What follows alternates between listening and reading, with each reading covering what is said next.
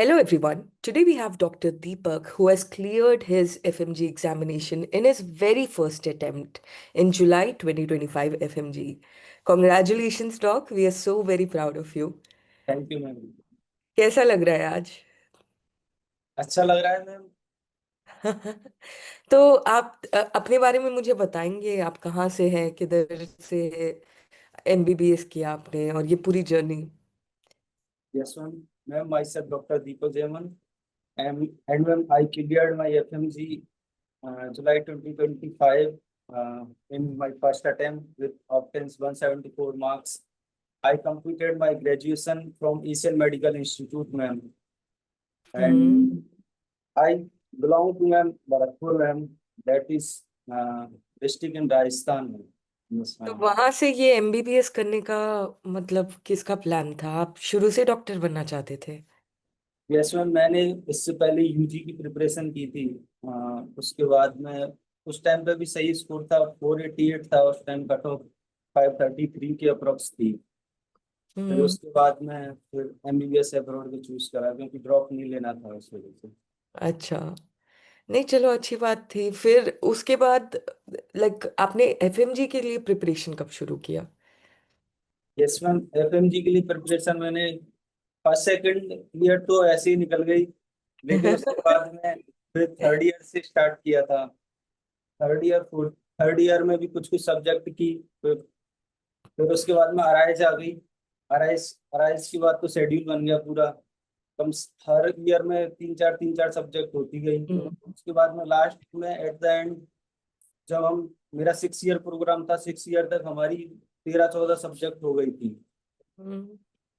फिर बहुत सारी सब्जेक्ट तो वहीं हमने 2-3 बार कर ली थी, ऐसे ही ऑफलाइन क्लास में 2-3 बार कर ली थी, 2-3 सब्जेक्ट तो। आप भी आई थी पैथो की, तो थी मैंने पैथो आपसे 2 बार वहीं पढ़ ली थी। चलो, आप मुझे बताएं, जैसे आप सब्जेक्ट्स के बारे में बोल रहे हैं, कौन से सब्जेक्ट्स आपके बहुत फेवरेट रहे हैं और कौन सी फैकल्टीज आपको बहुत पसंद आई हैं? मैम सबसे पहले मैंने जो सबसे पहली जो सब्जेक्ट पढ़ी थी एमबीबीएस में, सबसे पहले मैंने पीएसएम ही पढ़ी थी। जो वहाँ सर गए थे बुकमुत सर, तो उन्होंने फील करा दिया था कि हाँ तुम डॉक्टर हो, कम से हम्म। कम डॉक्टर तो हो तुम। तो उसके बाद में फिर रिदम बनता चला गया, धीरे धीरे सारी सब्जेक्ट कंप्लीट होती गई। हम्म। तो उन्होंने कुछ ऐसी, वो शायरी करते थे तो उन्होंने बोली थी कुछ शायरियाँ, तो उससे थोड़ा मोटिवेट रहता था आदमी। उन्होंने बोला था, कर्म में अगर सच्चाई है तो कर्म का निष्फल होगा, हर वाह। संकट का हल होगा, आज नहीं तो कल होगा। अरे रे रे रे, सही बात है, सही बात है। और बताएं डॉक, जैसे आपने प्रिपरेशन शुरू करी तो आप कौन से बैच में थे? आई थिंक आप ऑफलाइन जयपुर में थे, यस राइट? मैम, मैं ऑफलाइन बैच में था, अराइज जयपुर से। हम्म। तो आपने लाइक आपको ये तो आप मुझे बता सकते हैं कि जो स्केड्यूल चल रहा था 19 सब्जेक्ट्स, टीएनडी, क्यूआरपी, एफटीआर, तो आपने वो पूरा अटेंड किया या आपको बेनिफिशियल लगा? यस मैम, मैंने क्यूआर की सारी अटेंड की थी। और आपके अकॉर्डिंग 19 सब्जेक्ट नहीं होती हैं, 20 सब्जेक्ट होती हैं। तो एग्जाम में वैसा फील हुआ कि आप 20 सब्जेक्ट्स का एग्जाम यस लिख रहे मैम, हैं? 20 सब्जेक्ट का एग्जाम होता है मैम, 90 का नहीं होता। ऐसे क्यों बोल रहे हैं आप? क्योंकि एक इंग्लिश भी जरूरी होती है मैम। जी जी, आई थिंक लैंग्वेज में ही पकड़ लेते हैं ना वो लोग। I yes think ma'am. Language उस तरीके से पूछते हैं कि इसलिए होता है, राइट? और बताइए, आपको ऑफलाइन का प्रोग्राम मतलब आपने पूरे क्लासेस अटेंड करी थी उस टाइम पे? यस मैम, मैंने क्लास तो सारी अटेंड की थी यहाँ भी। और आपका स्केड्यूल कैसा था? लाइक अगर मैं आपसे पूछूं एज एन एस्पिरेंट, आपका डेली स्केड्यूल कैसा था?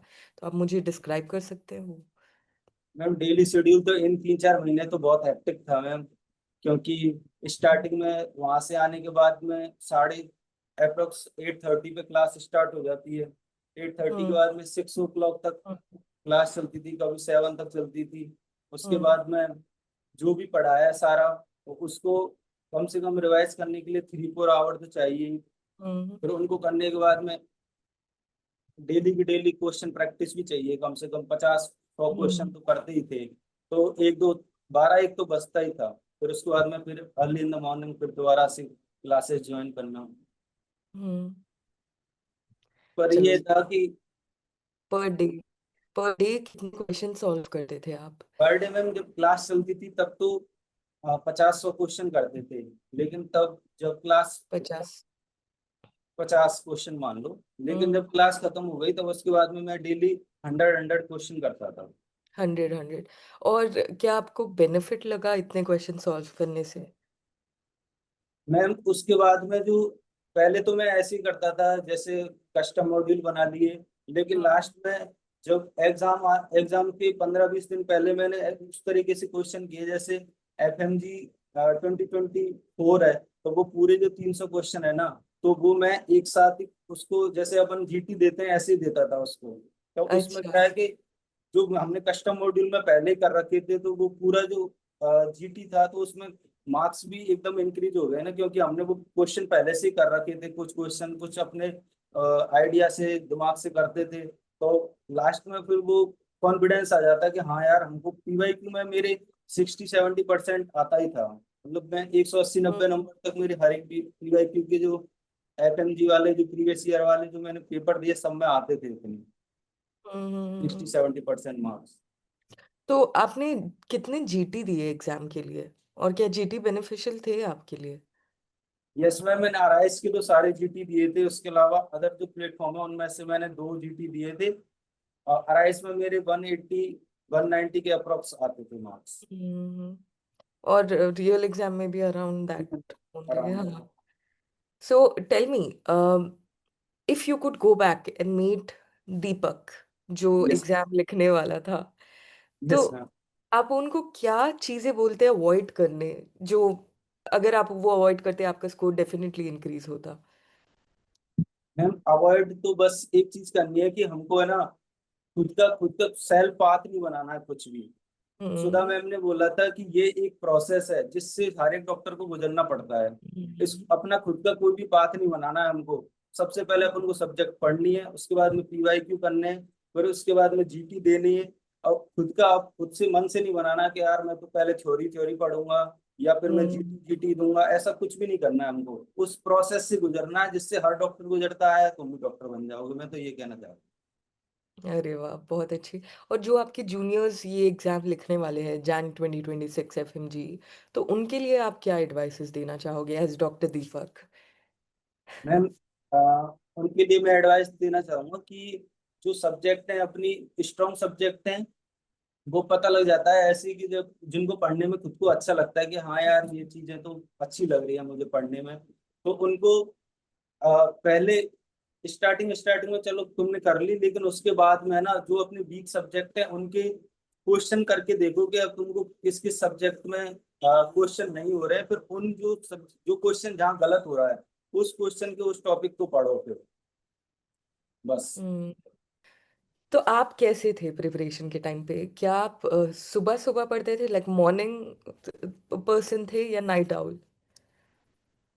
मैम मेरा शेड्यूल तो ऐसा ही था कि क्लास चल रही थी जब तो मैं 12-1 बजे तक पढ़ता था, लेकिन जब क्लास ऑफ हो गई ना उसके बाद में तो उसी तरीके से पढ़ते थे, जब नींद आ जाती थी तब सो जाता था और पढ़ता था। इन दिनों तो लास्ट के 1-2 मंथ तो ऐसा ही चला, बस ये था। बस जब नींद आई सो गए, जब उठा पढ़ाई करे, वैसे? हाँ बस लास्ट के 1-2 मंथ तो ऐसा ही चला। और वैसे तो वही शेड्यूल था, क्लास के हिसाब से शेड्यूल था। कौन से सब्जेक्ट्स आपके लिए इजी थे? मैम मेरे लिए पैथो क्यों और बायोकेम और मेडिसिन और फार्मा भी मैंने बहुत बार पढ़ी थी, तो उससे मुझे सही था। मेरा फर्स्ट ये पेपर सब मैम इजी अच्छा थे गया। आपके? अच्छा हाँ गया? अरे आप पहले इंसान है जो मुझे बोल रहे हैं पहला पेपर अच्छा गया उनका। जिसमें मेरी नॉन क्लिनिकल सब्जेक्ट थी ना वो ठीक थी, तो इस वजह से हम्म। मुझे पहला पेपर अच्छा गया। दूसरा पेपर मेरा खराब गया था, इस वजह से थोड़े मेरे मार्क्स तभी कम आए थे। आई थिंक फर्स्ट पेपर जिसका अच्छा जाता है उनका एग्जाम निकल ही जाता है, हाँ क्योंकि मैं यस मैम, मैं जैसे एग्जाम से बाहर निकला था ना, तो वहाँ इंटर्न कर रहे हैं मेरे फ्रेंड थे, वो आए थे वहाँ हम्म। रिसीव करने। तो उस टाइम पे उन्होंने पूछा था मुझसे कि क्या कैसा गया एग्जाम। मैंने बोला यार मेरा सेकंड पेपर तो सही नहीं हुआ, फर्स्ट पेपर जरूर ठीक लग रहा था कि हम्म। मुझे कुछ ऐसा लग रहा था मुझे ये क्वेश्चन है इसका आंसर ये, क्वेश्चन है इसका आंसर ये, पर सेकंड में मुझे लगा नहीं, तो उन्होंने बोला कि ठीक है तू जा पास। बस नहीं, यूजली आई फील लाइक जिसका फर्स्ट पेपर अच्छा जाता है, क्योंकि ये भी होता है ना, जब आप पहले अटेम्प्ट में दे रहे हो, आपको आइडिया नहीं है कुछ भी, यस तो मैम। अगर पहला पेपर अच्छा नहीं जाए तो वो डिमोटिवेट कर देता है सेकंड पेपर के लिए भी। Yes ma'am. तो आई थिंक फर्स्ट पेपर जिसका अच्छा जाता है, एंड मोस्ट प्रोबेबली उसमें ही सबकी मतलब अच्छा लगती है, क्योंकि फर्स्ट पेपर पैरा क्लिनिकल है, टफर है। Yes ma'am. क्योंकि और मैम जी जी, बोलिए एग्जाम बोलिए। से पहले मैम मैंने जिस दिन मैं सेंटर पर गया था उससे एक दिन पहले मैंने ये सारी सब्जेक्ट रिवाइज की थी सारी, हम्म। बायोकेम, पैथो, फार्मा और पीएसएम। तो पहले पेपर में वही जो मैं पढ़ के गया था उसमें से मुझे था कि हाँ मैंने ये पढ़ा है। तो निकाल मेरे दिया। बायोकेम में कोई भी क्वेश्चन रॉन्ग नहीं है, सारे क्वेश्चन सही थे मेरे, जो मैंने देखे हैं वो मेरे सारे सही है। और मुझे बताइए, जैसे कि ये एग्जाम में पढ़ाई तो बहुत बड़ा रोल प्ले करती है, पर other than that you have to be emotionally sound also. Like आपको इमोशनली स्टेबल होना पड़ेगा हमेशा, राइट? क्योंकि यस कुछ मैम। ऐसे दिन आते हैं जहाँ पे पढ़ाई कुछ भी कर लो नहीं हो पाती, नहीं और वो होती है। सेल्फ डाउट क्रीप हो जाता है, राइट? सेल्फ डाउट तो मैम एग्जाम से जस्ट अंदर घुसते हैं तब तक रहता है। तो मुझे ये बताइए, एक एस्पिरेंट अपने आप को कैसा ये थॉट से और ये नेगेटिविटी से दूर रखे? मैम यही सोचना है कि कम से कम, या हम, वही वाली बात है ना मैम जो सर ने बोली थी कि अगर तुम्हारी मेहनत में सच्चाई है तो कर्म कभी भी निष्फल नहीं होगा मैम। पर यह है कि हम्म। अपनी मेहनत करो, अब जो होगा वो तो ऊपर जो लिख रहा है ना वही होगा, कम से कम ये सोच के, मैंने तो यही सोच के पढ़ाई की थी कि अब जो होगा वो तो किसी पे ना तो मैं रोक सकता हूँ ना कोई और रोक सकता है, पर जितनी मेरी कैपेसिटी है उसको तो मैं अपना पूरा एफर्ट दूंगा। नहीं, ट्रू ट्रू। और आपका बिगेस्ट सपोर्ट क्या था ये एग्जाम के लिए? कौन थे? यस मैम, मैंने मेरे जो पापा हैं उन्होंने मतलब कि उनका ये स्टार्टिंग से ही सपना था कि मैं डॉक्टर बनूंगा। क्योंकि उस टाइम पे यूजी के टाइम पर ये था कि मैंने प्रिपरेशन की है यूजी की, तो उस टाइम पे मैंने ठीक ठाक मेहनत की थी, ऐसा भी नहीं कि क्योंकि मेरे पूरे 88 मार्क्स थे, और हम्म। मेरा जो वेटनरी डॉक्टर है उसमें मेरा हो गया था।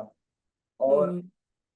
इसके अलावा भी मेरी एक जो पोस्ट पोस्ट ऑफिस होता है उसमें गवर्नमेंट जॉब भी लग गई थी उसी टाइम। तो लेकिन है ना, मेरे पापा ने कहा कि नहीं कुछ भी नहीं करना मुझे, हमको बस एक अचीव है कि हम अब इंसानों डॉक्टर का डॉक्टर बनाना है। बनना, बस ये था।